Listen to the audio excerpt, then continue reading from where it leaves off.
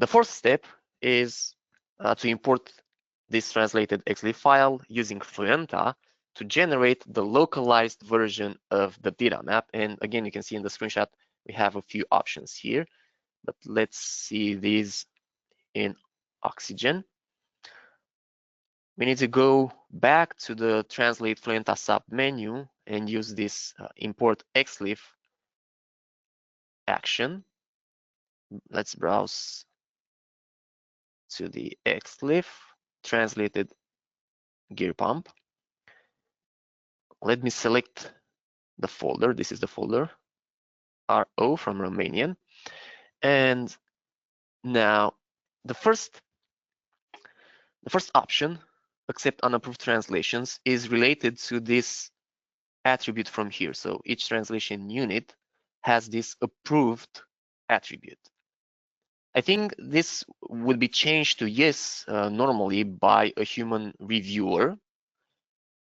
So of course, when we translate the content with AI, we cannot say that this content is approved. So the attribute remains on the value no, and we need this option to accept this kind of unapproved translations. Then we would update the translation memory. Again, these translation memories are very helpful when you add content that is similar to already translated content, because XLIFF, because Fluenta can then propose some initial translations, and the translators would only perhaps change a part of a paragraph, a few words or a phrase. And you can also have the option to ignore inline tag errors.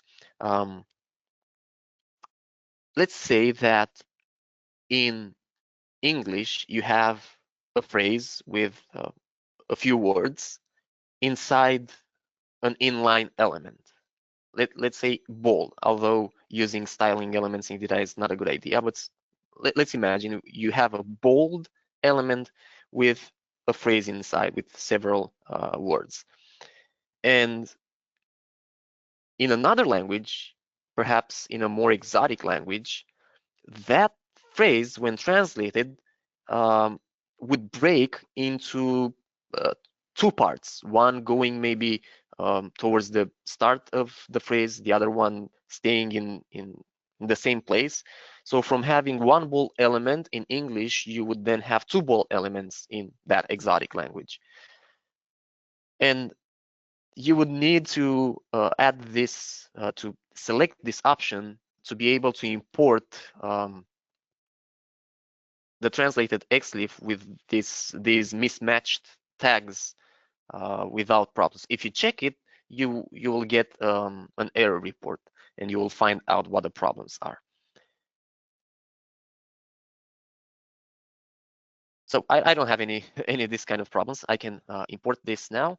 Again, it takes only a few seconds because my project is also small, and the translated data map was generated successfully, and now we can open it based on my data preferences.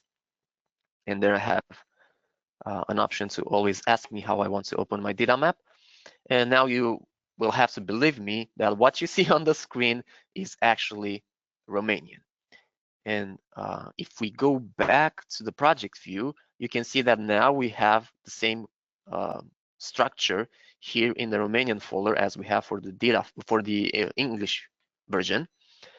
And Fluenta took care of this. But there's one thing I want to mention here. You can see that also the image was copied, but the image has some labels inside of it, and this is a PNG image. So if you use this kind of images, you would have to separately take care of translating these labels. But as I mentioned when discussing the XLIFF generation, if you use SVG images with text inside, then you could translate those labels with this workflow that I'm presenting.